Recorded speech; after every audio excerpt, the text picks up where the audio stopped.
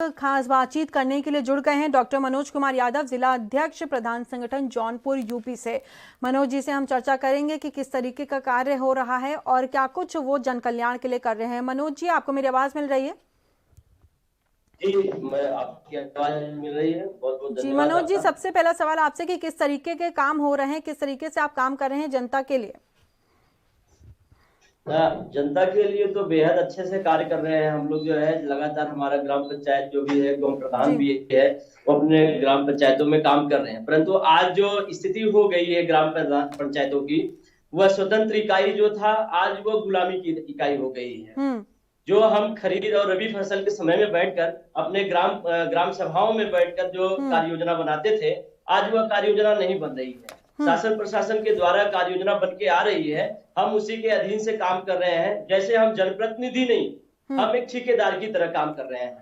अभी ठेकेदारी के लिए लाइसेंस बनता था, परंतु हम लोग अब प्रधानी का चुनाव लड़ते हैं। मुझे ऐसा लग रहा है कि हम ठेकेदारी का चुनाव लड़ रहे हैं, हमको इलेक्टेड ठेकेदार बनाया जा रहा है। तो कहाँ पे ये मैं जरा सभी जो है, ये जो ग्राम प्रधान है, ये बहुत दुखी है।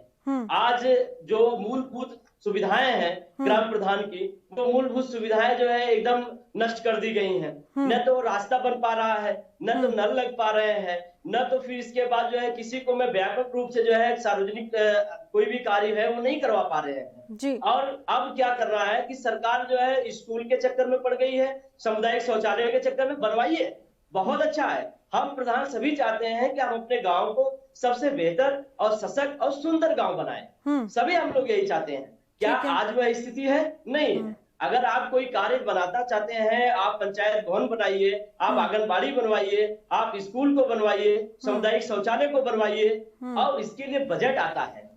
आपके पास कैबिनेट है, जिस कैबिनेट में आपके पास जो कैबिनेट आता है, उस कैबिनेट में क्या ये बजट आता है? वो बजट को आप पेश करिए, ग्राम पंचायतों को बजट दीजिए। अगर नहीं आपसे हो पा रहा है, आप हमको बताएं कि अगर आपने जिस कैबिनेट के स्तर से लेके आया है कि ये बजट आपको देना है और इस गांव को में इस तरीके से सुदृढ़ करना है, आपने कोई सुदृढ़ नहीं किया। और आप ये देख लीजिए, यहाँ के अधिकारी कर्मचारी इनके शासन और प्रशासन के इतने लूट कर रहे हैं, लूट अपना कर रहे हैं, मगर वो थोपा जा रहा है प्रधानों के ऊपर और झगड़ा लगाया जा रहा है ग्राम पंचायतों में। अगर ग्राम पंचायतों में यही स्थिति अगर ये पैदा किए हैं और उसी स्थिति को देखते हुए हमारे जिले में 12 प्रधानों की हत्या कर दी गई। 2016 में राधेश्याम सिंह का जो है हत्या कर दिया गया डोभी ब्लॉक के। इसके बाद वहीं के राजभर जी थे, वीरेंद्र कुमार राजभर, उनकी हत्या कर दी गई। इसके बाद हमारे करियाव के एक महिला प्रधान थी, उनको जला के मार दिया गया। और फिर इसके बाद आप जान लीजिए चंद्रपाल थे प्रधान जी, रामनगर सुजानगंज के, उनको जो है नहर में फेंक दिया गया ठंड के माह के समय में 2019 में। आप ये बताइए, उसी को देखते हुए 17 तारीख को अभी हाल में मैं बता रहा हूं कि हमारे प्रधान जी जो थे, वो प्रधान भी थे और अपना छोटी मोटी क्लिनिक भी चला रहे थे। अपने क्लिनिक में बैठे थे, देर शाम को 17 तारीख को आके उनको सरेआम गोली मार दी जा रही है। ये गुंडागर्दी पूरे प्रदेश में बढ़ गई है। उस हत्या को देखकर हमारे प्रधानों में बहुत ही ज्यादा दहशत फैली हुई है। मैं लगातार उठा रहा था, यहाँ के जिला अधिकारी से मैं मांग किया था, जो भी हमारे प्रधान साथी हैं उनके सुरक्षा के लिए एक जनप्रतिनिधि जो गरीब जनता तक पहुंचने वाला व्यक्ति है, मैं चैलेंज कर रहा हूँ। लोकसभा विधानसभा के जितने जनप्रतिनिधि हैं, अगर वो अपने लोकसभा के किसी भी गांव के किसी गरीब का नाम बता दें, मैं समझूंगा कि हाँ, ये ग्राम प्रधान जो प्रतिनिधि है, सांसद और विधायक, ये अच्छा कार्य कर रहे हैं। मगर हमसे जैसे प्रधान साथियों से पूछा जाएगा तो मैं बता दूंगा मेरा अंतिम गरीब कौन है। सरकार की जो भी कार्य योजनाएं आती हैं, हम अंतिम गरीब तक पहुंचाते हैं। ठीक है। और पहुंचाने के बाद हमको इतनी आजादी नहीं दी जाती कि हम उस गरीब व्यक्ति का आवाज उठा सके। अगर वही आवाज हम उठाने जाते हैं तो वहां पे हमको काफी यातनाओं को झेलना पड़ता है। ठीक है। सरेआम गोली मार दी जाती है। मैं मांग करता हूं, जो बसंत लाल बिंद जी जो प्रधान की हत्या हुई है, उनके परिवार को सुरक्षा मुहैया कराई जाए, उनके परिवार को जो है सख्त लाइसेंस दिया जाए और उनके नाम से एक स्मारक बनाया जाए, उनके नाम से पार्क बनाया जाए और उनके परिवार को 1 करोड़ रुपया जो है मुहैया ठीक है मनोज जी।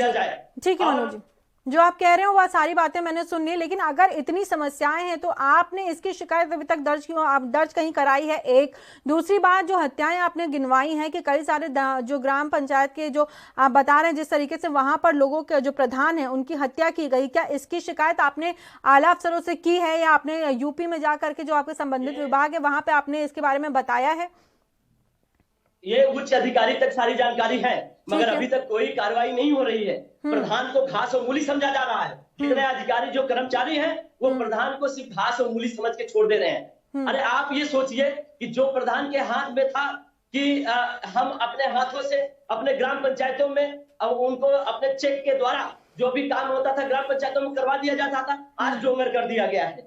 आप ये बताइए प्रधान कहाँ पे चोरी कर रहा है? अधिकारियों को बढ़ावा दे दिया गया है कि आप चोरी करो। मनरेगा के तहत हम आम काम करवाते थे। मनरेगा के गरीब के जो मनरेगा का जो गरीब होता था उनको राशन भी मिलता था, मगर आज वो स्थिति नहीं है। उनके खाते में पैसा भी नहीं सही तरीके से जा पा रहा है। और मैं ये समझ रहा हूँ कि वो प्रधान जो काम करवाता है मनरेगा के तहत, वो गरीब प्रतिदिन कमाने वाला जो गरीब है उनके पास तो पैसा नहीं है।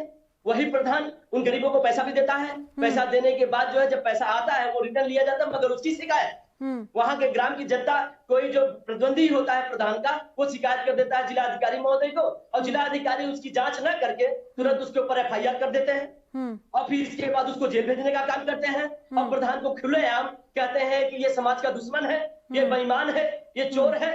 हम ये कहते हैं कि उसी के आड़ में चोर और बेईमान हमको बनाकर उसके आड़ में ये डकैती करते हैं ये शासन और प्रशासन के लोग। मैं चैलेंज कर रहा हूँ, अभी एक विधायक के जवान से मुझे सुनने में आया, वो कह रहा है कि 3 महीने में 2 करोड़ रुपया आया। मैं कह रहा हूँ, चैलेंज के साथ कर रहा हूँ, उसकी जांच कराई जाए वो 2 करोड़ कहाँ है। मैं उसकी भी मांग कर रहा हूँ। और आप ये जान लीजिए कोरोना महामारी के समय पे एक प्रोपोगंडा डाला गया, पेपर मीडिया के द्वारा भी आया गया। पेपर मीडिया कभी झूठ नहीं बोलता, कोई उनको सूचना दिया होगा तब ये छपा होगा। क्या 9 लाख रुपया वो ग्राम पंचायतों में आया? नहीं आया। सैनिटाइजर, मास्क और इसके बाद हैंड वॉश इसके लिए। और मैं बता दूं कितने व्यापक रूप से इसमें जो घोटाला कर दिया गया है जिला अधिकारी महोदय के द्वारा, शासन सरकार के द्वारा। वेंटिलेटर, क्वारंटाइन और कमेटी किचन, आप ये जान लीजिए, और आइसोलेट करने के जो प्लेस बनाए गए थे उसके आड़ में कई करोड़ों रुपया जब्त कर लिया गया। अब मैं बता रहा हूँ जब से ये कोरोना महामारी आया है उन अधिकारियों के घर को अगर टटोल लिया जाए, आप देखेंगे नए नए मकान बने जा रहे हैं, अच्छी अच्छी गाड़ियां खरीदी जा रही हैं। ये कहाँ से आ रहा है? और ये पैसा इनको अभी इतना गाइडलाइन नहीं हो पा रहा है कि पैसा मैं कैसे खर्च करूं। और वो पैसा आज हमारे देश के गरीब खाने को मर रहे हैं, मेरा बेरोजगार मर रहा है रोजगार के लिए, अब उनको कहीं उसका चिंता नहीं है। अब वही पैसा अगर शायद जो वो गरीबों के लिए दिया जाए। मैं बता रहा हूँ कोरोना महामारी के समय में जितना प्रधान हमारा कार्य किया, अब वो अगर सभी जनप्रतिनिधि किए हुए नहीं, वो घर में बैठ के महाभारत और कृष्णा देख रहे थे। और यही प्रधान जो है रातों दिन अपने जनता के साथ जुड़ा हुआ रहा था। ठीक है। और फिर भी वही प्रधान को दोषी बनाया जा रहा है। ठीक है, प्रधानों को लेकर आपकी सारी समस्या मैंने सुन ली। छुप रहे हैं। आपका ये पूरा संगठन भी होगा, आप अपने इस संगठन के सभी लोगों को साथ ले जा करके क्यों नहीं जा करके सरकार से में बात करते हैं, वहां पे सारी समस्या रखते हैं, किस तरीके की समस्याएं हैं, पैसा जो वितरण के लिए आया था उसका ठीक से इस्तेमाल नहीं हो रहा है, या कहीं ना कहीं उसको पैसा जो संबंधित अधिकारी हैं वो अपने पास रख रहे हैं, उसका गलत इस्तेमाल कर रहे हैं, और जिन लोगों तक पहुंचना चाहिए पहुंच नहीं पा रहा है।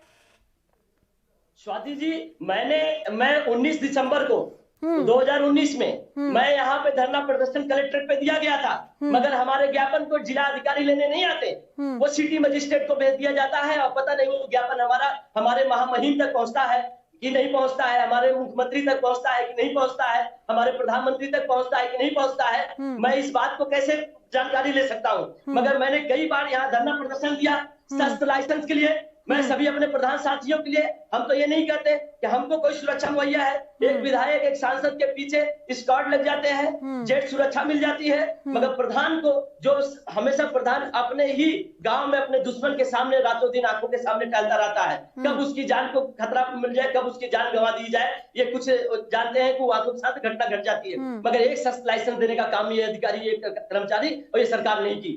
मैं ये भी निवेदन करता हूँ अविलंब समय में सभी प्रधान साथियों को शस्त्र लाइसेंस देने का काम करें।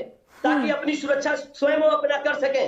कम से कम इतना तो हो सके कि जो गुंडा हो बदमाश उसके सामने आता है उससे वो लड़ सके। मैं इसकी भी मांग करता हूँ। मैं ये भी कहता हूँ कि जो आज चुनाव आने वाला है, चुनाव का डेट घोषणा हो रहा है, इसके बाद मैं कह रहा हूँ कि बहुत ऐसे प्रधान साथियों का पैसा फंसा हुआ है अभी वो पैसा भुगतान नहीं हो पाया है।